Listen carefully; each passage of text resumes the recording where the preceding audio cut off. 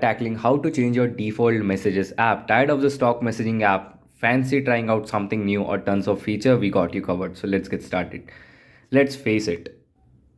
The default messaging app might not always be the best fit. Maybe it feels clunky, lacks cool feature, or doesn't vibe with your style.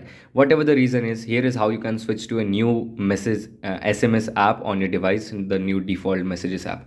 All right, the first thing is grab your phone, unlock it, and let's head over to settings. The icon usually looks like a cog or a gear. Now find the section related to apps. Depending upon your phone brand, it might call apps and notification or just apps. Simply find and tap on apps. We are almost there. Look for a setting titled default app or choose default app. For my this Samsung device, here's the choose default apps. Tap on it. See all these categories. These are all the default various likes your browser or camera. Find the one that says SMS app and tap on it.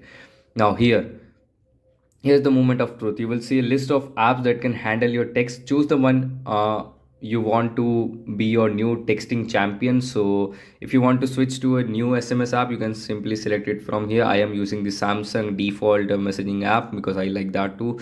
If you want to use Google, you can simply select any other that you want. I hope you found the info video helpful and informative.